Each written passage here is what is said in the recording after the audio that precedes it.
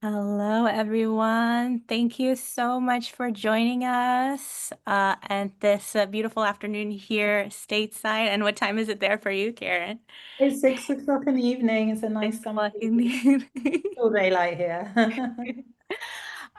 So thank you so much for joining us to talk about a really, really important Jewish subject, I feel. We're talking about Jewish joy as a radical act today. My name is Lior Zaltzman. I'm a senior writer at Kveller. Which is part of 70 Faces Media. We're the largest, most diverse Jewish media organization in North America, with brands like Hayom, the Jewish Telegraphic Agency, Kveller, My Jewish Learning, The Nosher, New York Jewish Week. Um, we're so glad to have you tonight slash this afternoon. I'm going to introduce our Jewish joy expert, Karen Cinnamon. Thank you. Thank you so much.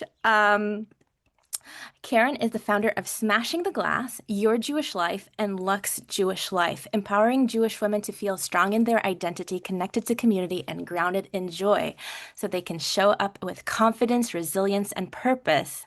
Dubbed the Queen of Jewish Joy, she's the author of best-selling Jewish Joy Journal, which you might get a chance to get later this afternoon slash evening. And she's a community builder and entrepreneur, a speaker, helping Jewish women feel strong, seen, and supported in today's complex world, and also a social media star. Karen, thank you so much. So Karen's going to start with a little talk about Jewish joy. Please post all of your questions in the chat, and hopefully we can get to all of them. And yeah, Karen, take it away. Sure. Well, it is fantastic to be with you here today. Although I am from London, I've seen in the comments someone says, great to hear a British voice. Most of who I engage with and my audience is in America. And so it's so great to be around you almost today. But I'd love to know, first of all, I want to make this really interactive. I really want you guys to use the chat. Let's start off by just letting me know in the comments, where are you tuning in from? I can see Bonnie is in Berkshire, which is an hour or two away from me in London, which is great. I'd love to know where you're from because I'm actually going to start with a story that happened to me about a week ago that was actually a really, really big deal. The first part of my story was a really big deal here in the UK. I wonder if you heard about it over the pond. Let me know. Oh, Switzerland, New York. Wow. I love these. I mean, Zooms are amazing, aren't they, to bring us all together like this? This is Jewish Joy. We are in Jewish Joy right now. So I want to start by sharing something happened about a week ago, maybe 10 days ago. How many of you have heard of the Glastonbury Festival? If you have heard of it and you were engaged with it last weekend, you probably know what I'm going to start by talking about. Um, but if you don't know, it is one of the biggest musical festivals in the world, like Coachella. Hundreds of thousands of people travel to it. The BBC broadcasts it live to millions of viewers across the UK, to people around the world. It's a massive cultural event in Britain. Everybody watches it, even if they don't go. And it's known supposedly for music, unity, and peace. Okay. As we know, a lot of these singers like to talk politics and what have you, so it's expected. But what happened is we were watching it on TV with my children last Saturday afternoon. My girls are 10 and 11, and it was an afternoon. BBC were beaming it live, and during a set by the British punk rap duo had called Bob Vylan, who nobody had heard of, by the way, before this episode. The lead singer, at some point in the set, took to the mic and started chanting "Free, free Palestine," and they said "Free, free," and then the audience said "Palestine." And it was like, okay, we went, how can we be shocked? All right, music festival, Palestine's Palestinian flags.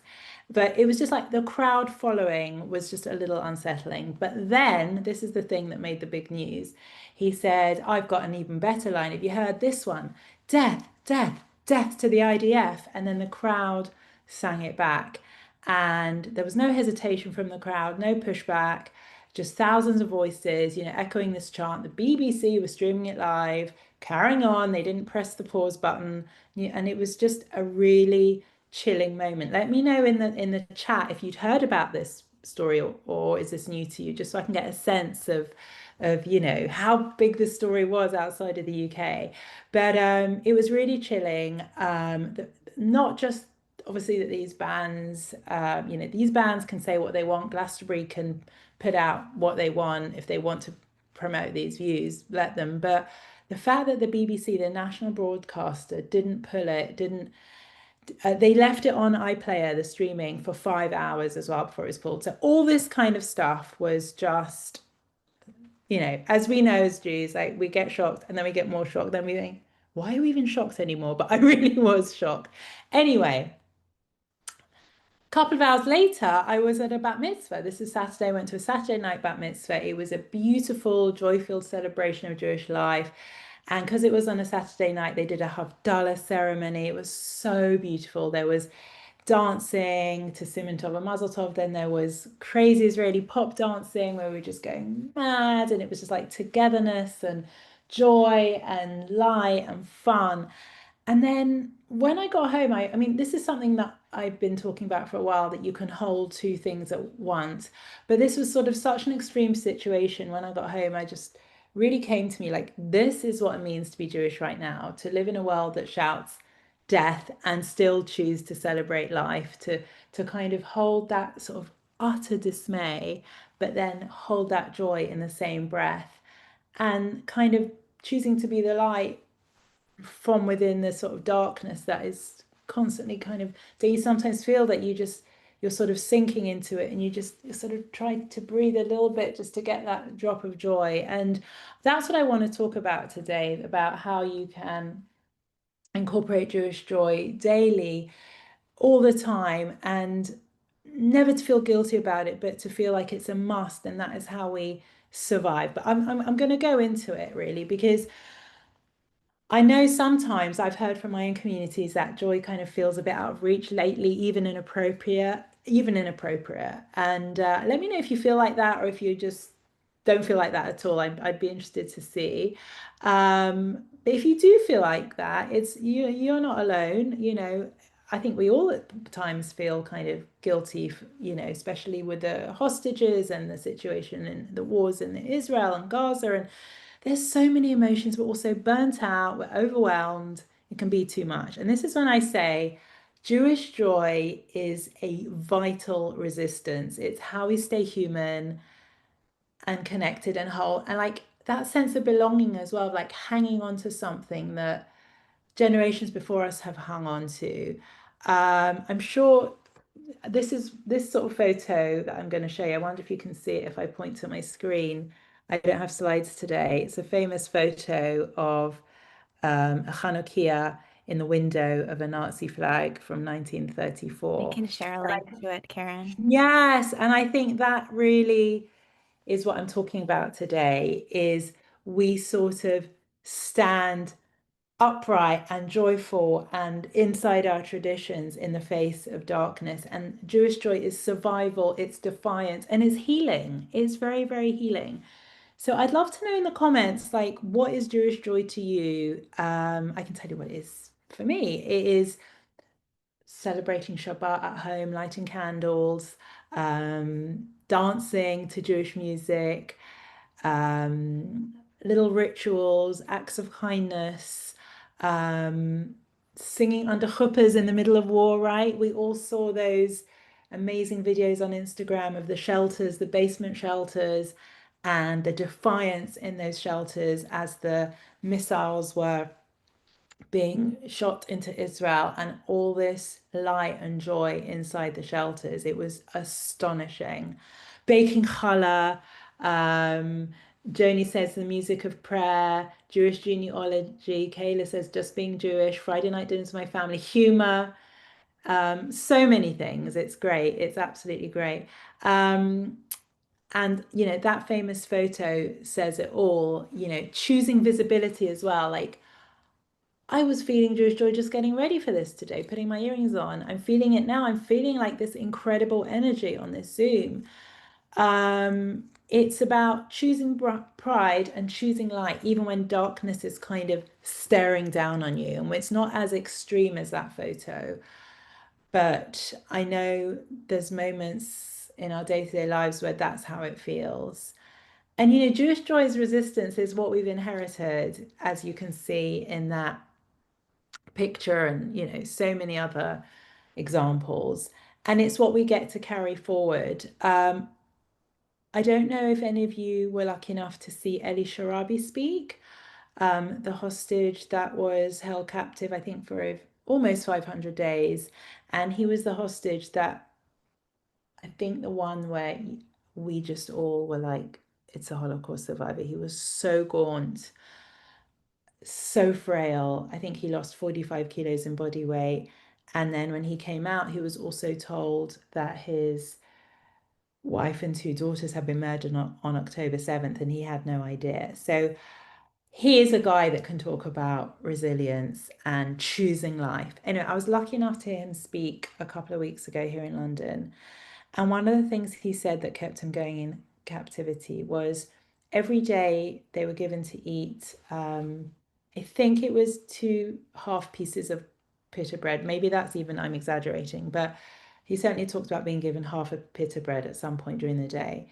And him and his fellow hostages who he was with, they would save a piece of the pita bread that they were given for lunch or whatever to make hamotzi every Friday. And that was such a vital ritual for them to hold on to. And he and others weren't so religious before, but these rituals were what made them strong and filled them with hope and filled them with something sort of bigger than themselves and what they were going through. And I just think, hearing from Ellie and me, passing that on to you just can make us, it feels easier to sort of take from when you hear these stories, like what can we do to do things, not as extreme as their situations, but can lift you up and heal you, because we are part of the same story, albeit not as extreme as these stories I'm telling you. I can imagine, maybe I'm wrong, I don't know who's in the audience exactly, but I just want you to take from this that joy is survival, it's defiance, it's healing, it's uplifting, and it's a ripple effect. When you feel joyful or you do something kind for someone, or you bake a challah and give it to a non-Jewish friend or whatever, a Jewish friend, it's a ripple effect, isn't it? And it's just the thing that I feel I can hold on to, and I don't feel overwhelmed. I feel like I can't control the media. I can't control what people think of me. I can't control any of that, but I can control kind of my Jewishness and my identity and my values and what I put into the world, and that makes me feel good. Um, and yeah, this is really what we're talking about. I don't have time to look through all the chat now, but I'm definitely curious to look through later and sort of hear what you're talking about after I've done my little spiel. But I also want to say that being the light and living, with Jewish joy as a radical act, it doesn't mean pretending like everything's okay. I'm just going to go out and, dance to some Israeli music and bake some challah and everything's okay. It's not about kind of just living in a kind of fairy tale, make up believe world. It's just about how you show up proudly, Jewishly, joyfully, powerfully, and with pride. Walk into a room and kind of own who you are, every part of your identity, especially when it's hard.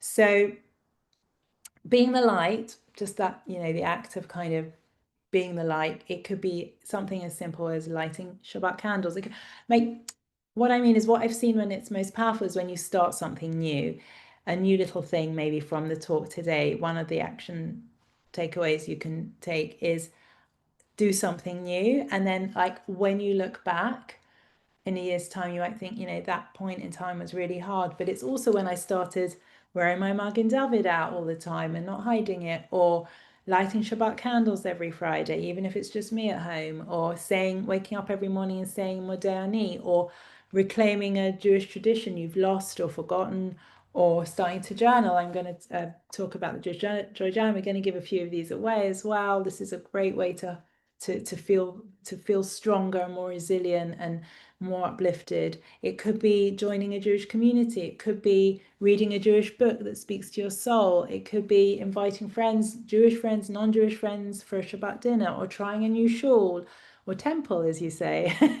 um, these aren't small things, they're powerful. And it's also how we begin to feel whole again. And again, I love that idea of being able to look back on a hard period and say, well, it was hard, but it was when I started to do this, and that was sort of powerful. Karen, I think it might be lovely to maybe read a few of these. Yes, I'd love to. Do you want to take a moment or do you want to keep going? No, Um, I'd love. Would you be able to read out some of some? course. Yes, I just thought they were so lovely. Someone said Jewish Joy is Mel Brooks, and someone says it's Hearing Coney Dre. And uh, I've seen another person saying they started wearing a Star of David, and me too. I have a little Star of David with like a smiley face on it that I like touch, and it gives me joy. Um, Oh, so people are talking about synagogue programs and Shabbat memories of summer camp, which I know is such a big part of the American Jewish experience, and the thing that like connects us to Jewish joy here. And studying Torah. Someone was talking about the 2 hour Shabbat shmooze they have every Friday. wow. Um, um, Another person said what she said before reading books by Jewish authors was Jewish characters, which very same Jewish romance or Jewish, like novels and being able to connect with other Jewish moms across the world through social media. So vital. Um, Karen said that they hold the Jewish, like an emotional release with the Juicy and Jewish Women Rising on Facebook, which I think is so lovely to have that little weekly community. Yes. Um, what else? Oh, someone is talking about having built a reform synagogue in Germany and reestablishing Jewish life on the grounds of the original synagogue in the town, which was built in 1879 and destroyed in 1939. That's incredible.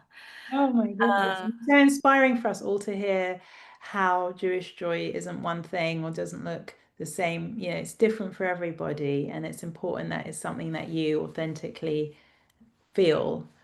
And Not Gail, I see you're writing that you can't find it, and I think we will talk more about that maybe later because I don't think you are. what was that again? Sorry, I didn't hear the cut. What did you say? Oh, what do you do when you can't find it? And I think we'll talk more about it. Yes, I was going to say that as well. Like, I wonder if there's people listening to all these other ideas and thinking, what about me? And I was going to say, and again, you can put in the chat now, we can discuss later, is, please let us know if you don't find it easy to kind of have an outlet for Jewish joy, or you don't know what Jewish joy is for you. We can definitely talk about that. And I think on that note, the most important thing is it's something that speaks to you. I think something that me and my husband kind of talked about right when we started dating was we sort of invented this phrase called no more shoulds, which we've applied to sort of our Jewish life, which is, oh, I should go to synagogue, or I should bring out the silver for the holidays. It's like, no, Jewish joy is definitely not about shoulds. It's Good. about feeling it in here, and it I can do. look I want different for everybody. So yeah, we'll talk about some of those ideas.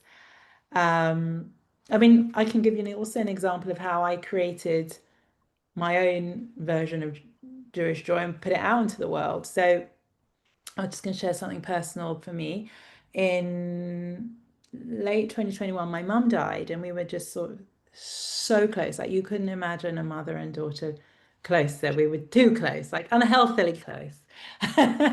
And I just felt completely untethered without her. Life kept moving on, and I did find strength within me, and the strength of everybody around me, of course, was incredible for me. But I did it as well feel like I was kind of living in a parallel universe. So I started journaling just to release some of those feelings, give me space to think. But the journals that I was using or finding, I even actually resorted to trying to find journals in America. My brother lives in Florida, so when I was in a bookshop there, I was trying to find, and I couldn't find any journal that related to me as a Jewish woman. In fact, the ones in America had more kind of like Christian quotes, even more than the ones here. And I just thought, I need something that speaks to me as a Jewish woman. And that's when I created, with the help of my Smashing Life community, a 6-month gratitude journal for Jewish women called the Jewish Joy Journal. It's just a really simple, every day, I am grateful for, highlight of the day, kvetches and kvels. It's like cute, cute Jewish stickers. And then lots of Jewish quotes, Jewish recipes, workshopping out what being Jewish means to me, what Jewish guilt am I going to let go of?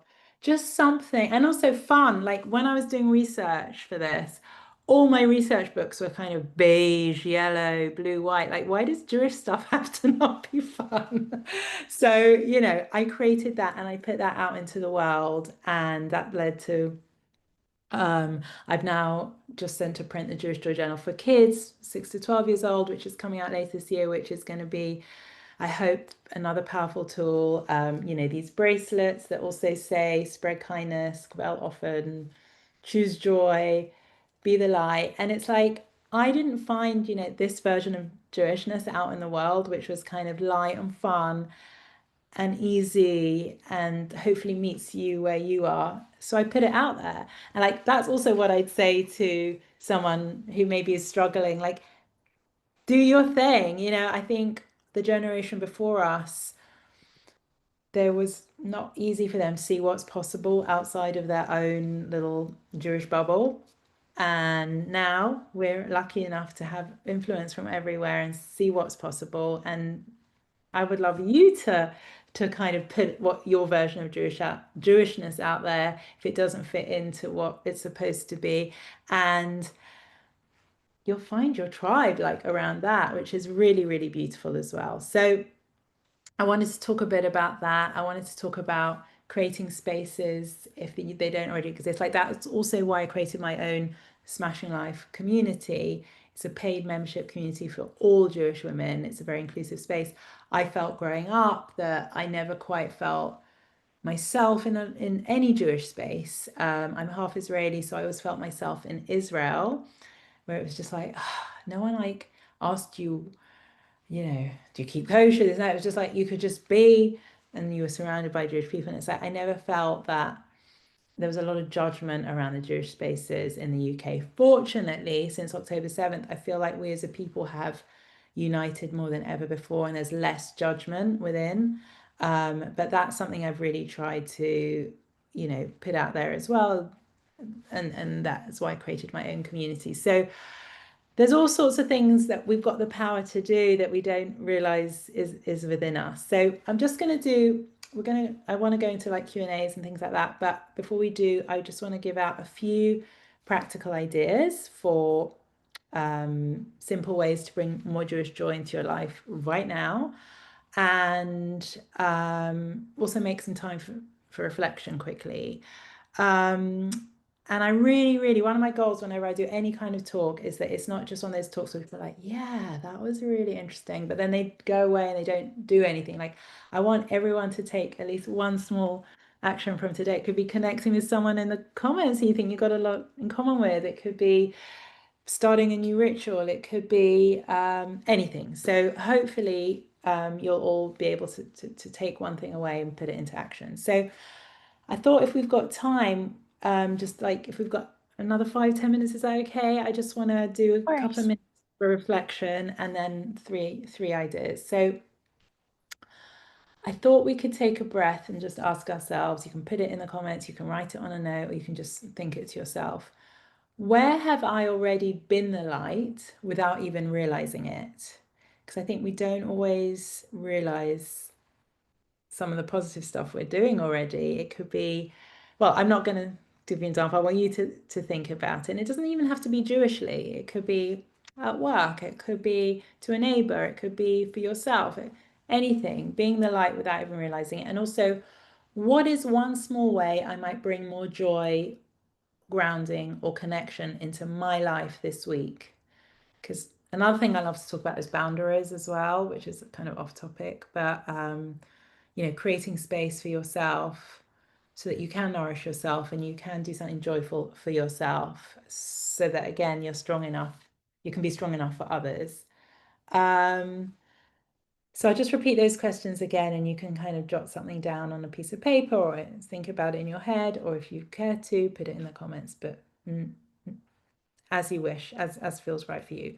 Where have I already been the light without even realizing it? And what's one small way I might bring more joy, grounding, or connection into my life this week?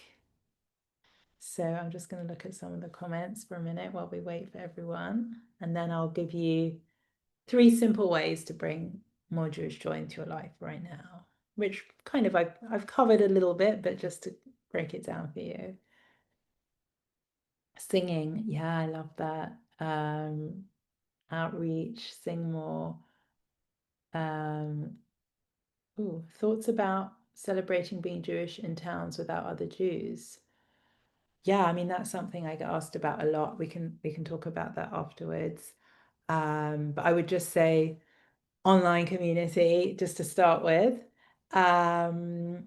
So on that note, I'm going to talk about the 3 simple ways, and one of them is about finding your people, because I genuinely think like community is oxygen.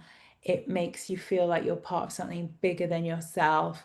It's so important to be, on a journey with people kind of at a similar stage to you, that kind of just get you, that you can just breathe with.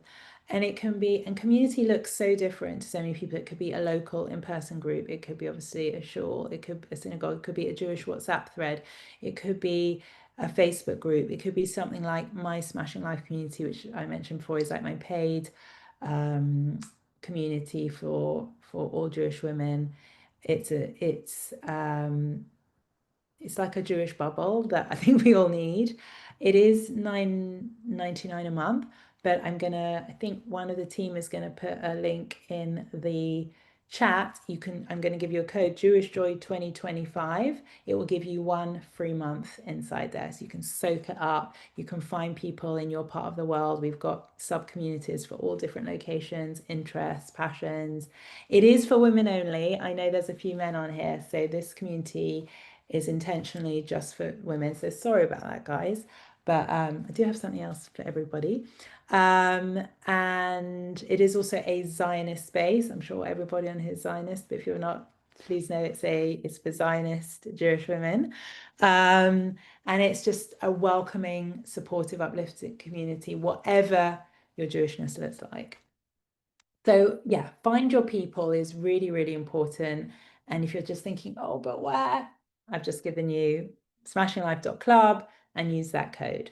So everyone should be able to do that. The next one I want to tell you about is anchor in a tradition. And I'm sure you all kind of do your own thing, whatever that looks like tradition-wise. But maybe after today, maybe you pick a new tradition, or you pick a ritual that you used to make time for, you don't have so much time for anymore. But try and pick just one thing. Could be lighting candles, saying the Shema, baking something for Shabbat, trying a new Jewish recipe. I love listening to Hebrew music while I'm working. It doesn't matter what it is. But these small rituals remind you that I belong. I have roots. I am part of something eternal. I am part of something bigger than myself. And I just find it really, really grounding. I remember when my dad was ill about a year ago, really, really ill. I remember lighting candles and just feeling like I was holding on to something bigger than myself, saying a prayer and just feeling like I could do something to make him better outside of medicine, outside of anything, to ease any pain he's going through. And like those things are just, I just think in today's world, I almost can't imagine not having that. So I would say find your people, anchor in tradition, and then the third one, obviously, if I'm talking, make space for joy. And that's where you have to sometimes put some boundaries up, which I am a really big believer in boundaries, protecting your space and your time, because everybody will try to steal your time, steal parts of you, and only you can protect it, I believe. That's been my experience anyway. But I found that people are quite receptive if I say, no, I can't do that then. Let's try another day. So make space for joy and Oh, hold both. And if you want, also some people that are saying ideas for instant Jewish joy, I do have um, a guide, like a sweet little PDF guide with 30 ideas of instant Jewish joy. And the link is yourjewishlife.co/joy. You put your email in and you'll get that. You'll get 30 ideas for instant Jewish joy. So hopefully I've given you lots of ways to implement Jewish joy as a radical act. And just also remember, there's no right way to do this. It's your way. Start where you are and go from there. And just very quickly, I do also want to give away a few of these copies of the Jewish Joy Journal to some of you today. So what we thought we'd do is everybody that downloads the Jewish Joy Tips Guide at yourjewishlife.co/joy in the next 24 hours, we'll randomly pick out a few people and contact you for your address and send you out one of these 6-month gratitude journal for Jewish women. If you're a guy, try filling it out. It's meant for Jewish women, but there's no reason why it shouldn't work for you too. And I just want to leave you with, you don't need to fix everything. You don't need to be strong all the time, but you do want to protect your peace, focus on light, and you do get to choose joy.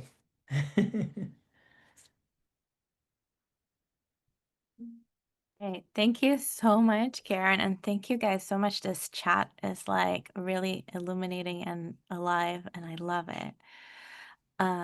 Again, if you have any questions for Karen, please put them in the chat. I know I feel like I want to highlight some of the things that have been said, but there are so many things, you guys.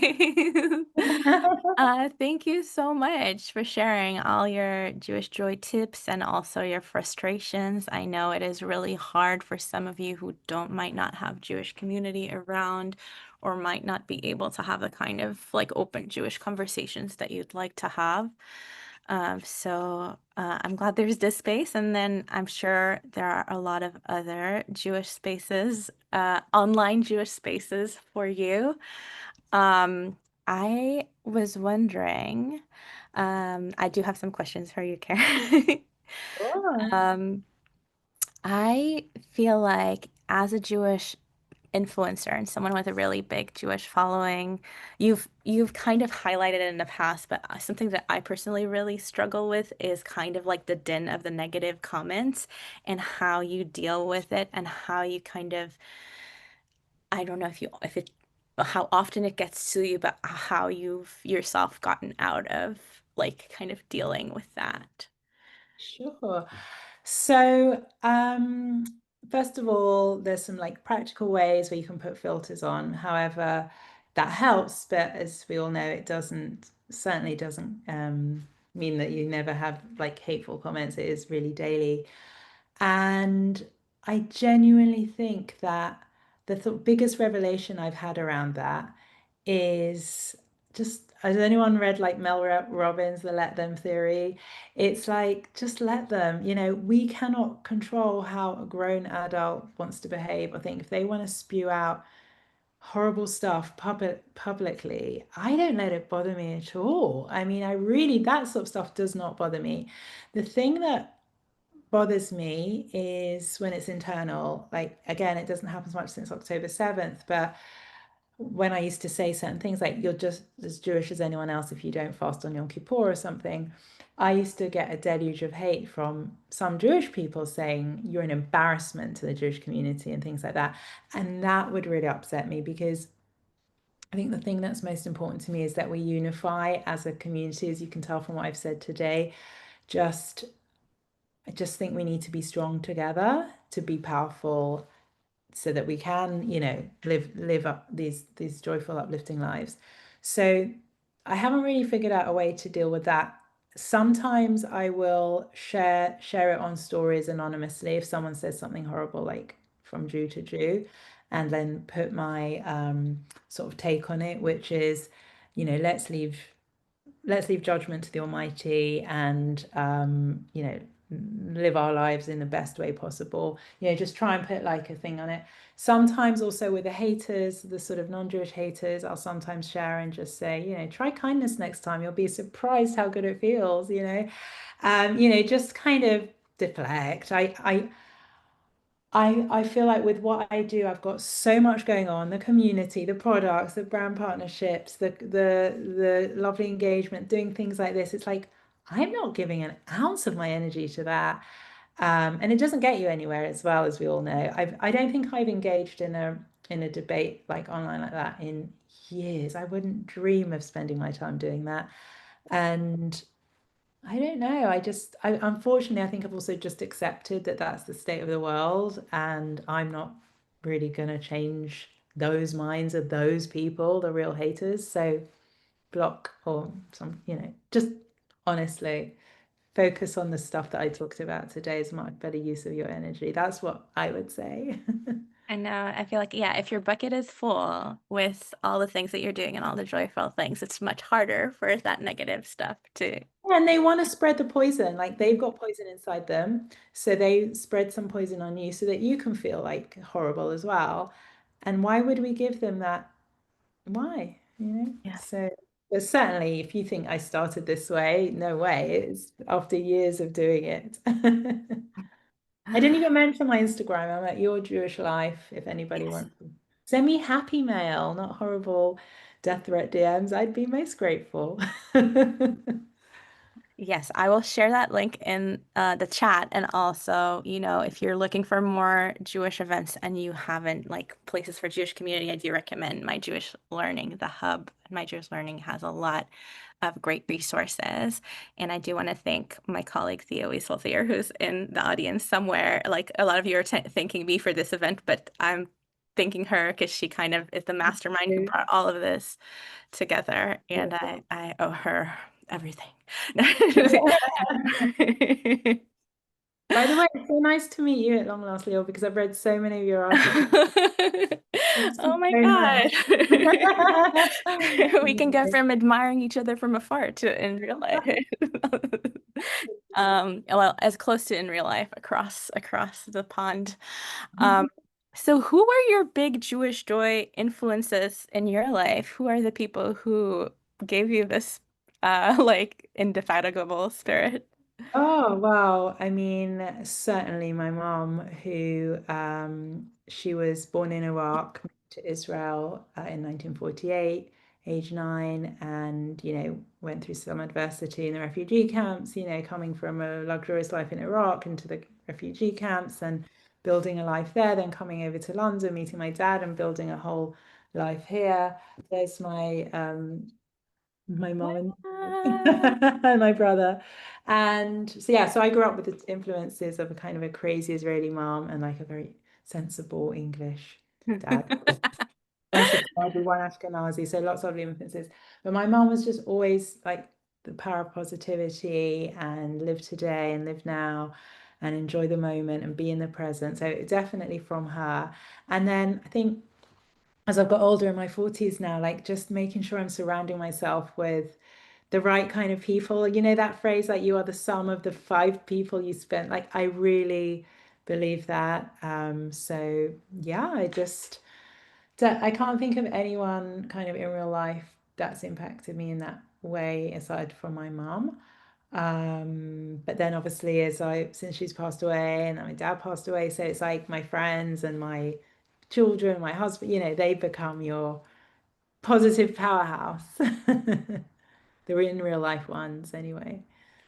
Yeah, speaking of that, how are you fostering that kind of spirit of Jewish joy for your kids in this like very, very complicated time for them? Well, one of the things that I've always done is just make it fun. Like we've always just have fun. Like even they see me with these earrings, it's just a bit silly and you know, we always I'm a creative person, so we always do creative things. Let's say for the holidays, we make table decor and centerpieces and things like that, or we bake fun Jewish recipes.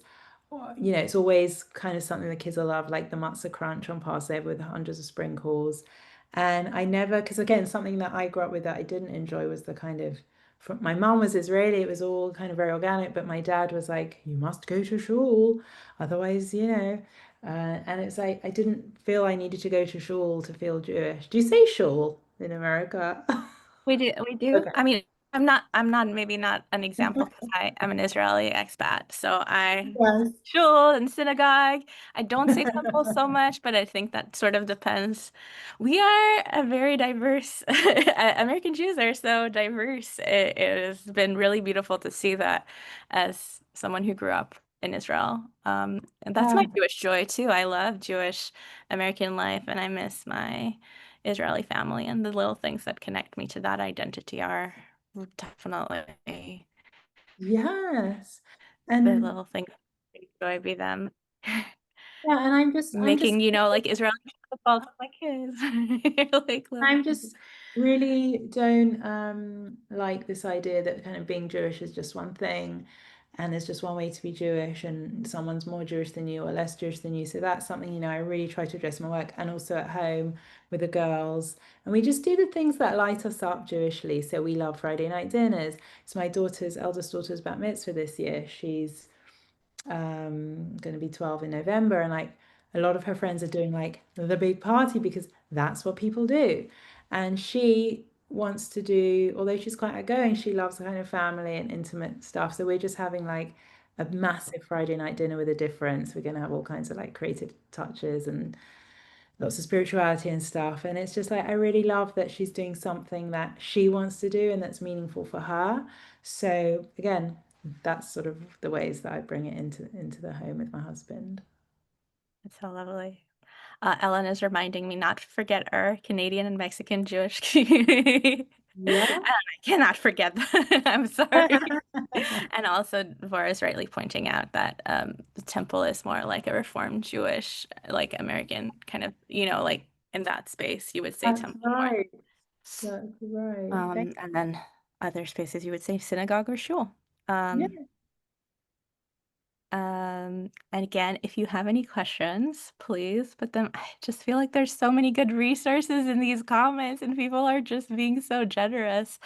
Uh, those, thank you so much. I will keep asking mine. Yeah.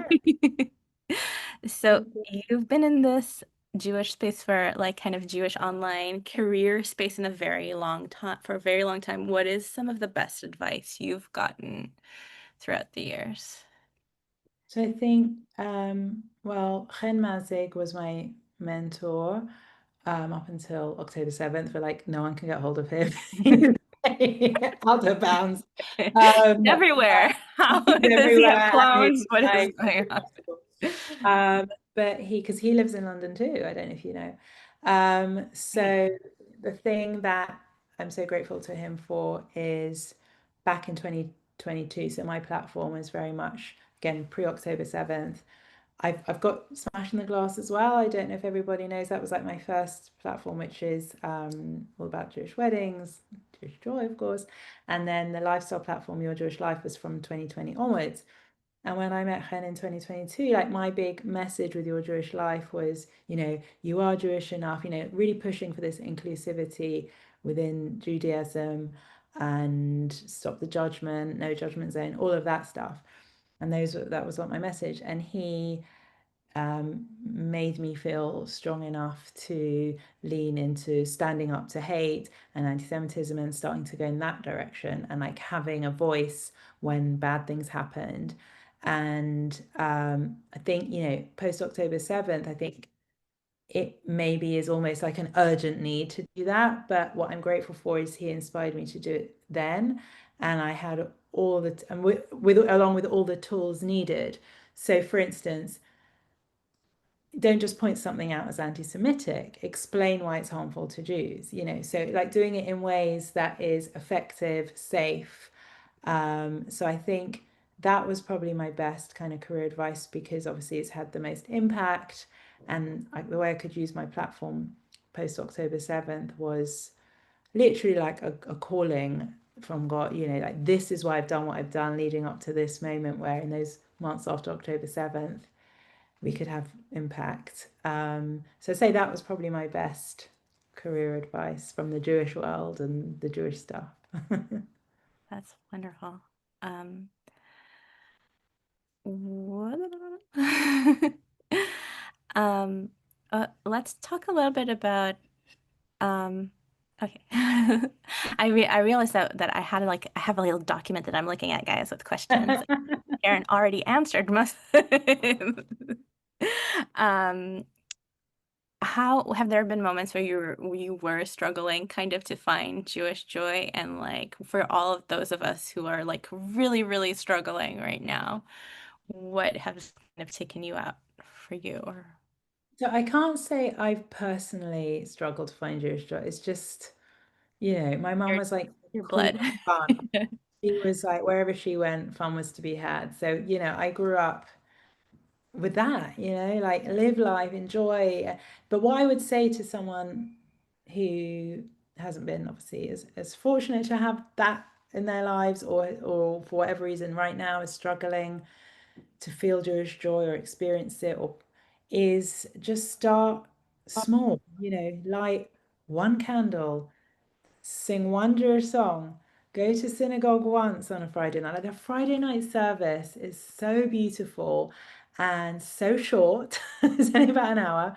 I go with my kids, my husband, and the music is beautiful. We always say a prayer for the hostages. um it's short, it's soulful, it's musical. Like, just start with one thing and then try different things. Download that list. There's 30 small things on there and they're all really easy, and just try one things and then go lean in heavily in the thing that sort of lights you up. It could be like dancing around the living room to, I've got a Jewish Joy playlist on there you can download. Just find the thing. And then I'd say, like, kind of connect with others who also enjoy that same thing, and then it's a great recipe for Jewish joy success. We'll say looking at your earrings, I do feel like um you see me, I'm all in pink and I have a little Yes. happy. Sometimes it's you and the reason I wear it is because I'm trying to bring myself joy first and then hopefully other people. But the little things of like putting on, if you don't feel comfortable, some kind of like a bracelet with a reminder of it, or like, but if you do feel comfortable, and my Magen David is small, but you can wear a big one. And then, like it's whatever you feel comfortable. But the wearing your Jewish joy in one way or another I feel like, is a little way Yeah. to bring that from the outside, like to inside. And I think those are Ariel Like, Tidhar, right? The yeah, ear. RLT doll, but these are really loud Because and people brass. have commented on them multiple times in the One chat. of the things I created is like these bracelets, these socks that say, choose joy, spread Oh kindness, yeah. go off and be the light. It's like, I don't want to go into central London wearing these. I just wouldn't dream of Right. it. But I can go into central London wearing these socks or wearing this bracelet with like a tiny little charm. So that's another brand we created, Lux Jewish Life, just to sort of instill like wearable Jewish pride that's not kind of out there. I'm gonna get you in trouble potentially, but, or like Lior said, if it's important to wear a star, you can always just decide when to hide it, when to not. But find your thing that makes you feel good, and it's different for everybody, and that's what I really would love to most to see in the Jewish world, is like not the feeling of, am I doing it right, or is this okay, or How you does don't it? need permission from Yeah. anybody. How does this connect with me? Like, how does this uplift me and then go from there? Yeah, exactly. There's no right way to be Jewish and to be joyful as a Jew, which I think is Yeah, so. I'd love to hear in the comments for the people still on, which I can see is still so many of you, which is great. What's one thing maybe you're going to do new or differently or take away from today? I'd absolutely love to know, like, what resonates from everything I said, just so I know what works for people. That would be really, really nice to see.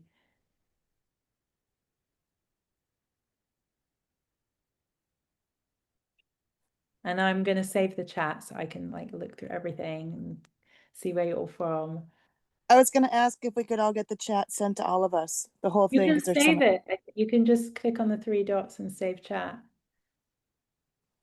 Oh, I'll try that.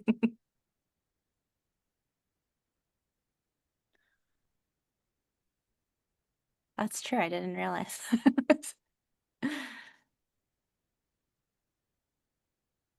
Yeah, Flicks, exactly like Jewish Oh, TV yeah. shows I love. I Yeah, if you love all of that I'm stuff. on an iPad and I don't have any three dots to click to save it. uh if you want to send me your email in a private message, I'll send you the saved chat. Okay. Thank you. Thanks. I'm happy to do it. Yeah, I think it's different on the phone. Um, yeah, I feel like Jewish TV, obviously, if any of you follow any of my rating, is one of my Also, primary. I know I'm lucky living in London, but there's so many amazing Jewish restaurants, like Middle Yes. Eastern, Israeli style, or like if you're not fortunate enough to live somewhere where you can try that, like just try your own new Jewish recipe. So much fun trying something new and then being so happy when it turns out well, which isn't always the case with me. I mean, food is the fastest way to experience joy right there on your palate. So cook that recipe or It's like so easy order to it. share as well, like share with others. I think that's how Jake Cohen kind of got into cooking. He said when he was at high school, he moved from one place to another, couldn't make any friends, so he started like hosting little dinners for his friends just to make friends. That's so smart. Yeah, I Yeah. mean, I had a barbecue yesterday and I cooked all my favorite like kebabs and everything, and it was such a nice way to like connect, like the potato salad that I grew up eating and all the Israeli halash like barbecues, and then you're like, okay. Make me celebrate. I love an Israeli barbecue. Me too. Um, all right, I'm gonna ask a couple more questions. Like we have 8 more minutes, and I feel like we need to get as much as much out of it. But yes, please follow Karen on social media if you don't already. And if you need any of the other resources, I do believe we will send them. My wonderful, wise colleagues will send them to you after this. Um, I I was wondering, you did share one about the Glastonbury, but like, what are some of your biggest Jewish joy moments from the past few days? If you Oh, interesting. The past few days. I mean, obviously, there's the obviously Jewish ones, but like things like literally when I put these earrings on for this was a Jewish joy moment. Um, I have in my office just about the Israeli flag everywhere because for me, Israel, it's a big part of my Jewish identity. Huge. It's my heart and soul. So, I'm constantly reminding myself about my family there, the Israeli flag, music.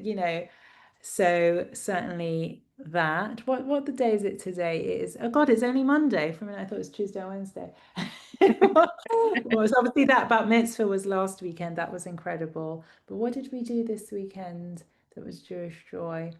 I mean, I love like lighting candles. My daughter was on Friday night. Can't think of anything else right now.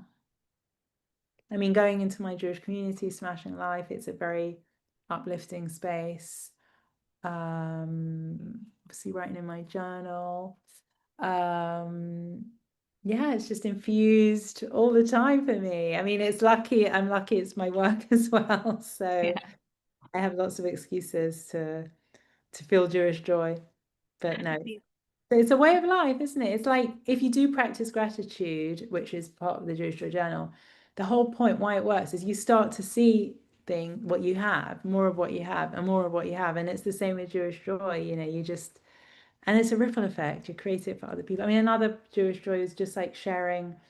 I'm very lucky to have neighbors on both sides who are Jewish, and we kind of share moments over the weekend and, chatting with Jewish friends. So grateful for that as well, post October 7th, in a way that never needed it before. It's a shame, really. But that's where we are today. Yeah, I mean, our friendships have become a lot more important and central, those kind of friendships. But Unfortunately, yeah, I never was one that sort of wanted just Jewish friends, and I've still got lots of non-Jewish friends, but it's harder to make new non-Jewish friends, I think, for me now, which is such a shame because I was never that person. I think someone mentioned earlier about the losing friends, I think online and offline in the past. Since October 7th, it's been really hard, I think, for a lot of I us. know. And none of the ones that I lost have surprised me really when I think about it, but I still can't believe it that they think like I just can't. Yeah, people I was friends with, all of us have had this, for years and years. Yeah.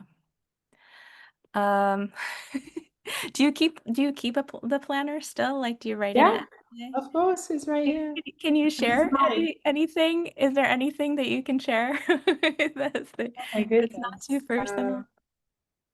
It is quite personal. What can I share that I've written? I mean, I can tell you like one of my big reflections from last week, which was I wrote, rest is productive. Mm.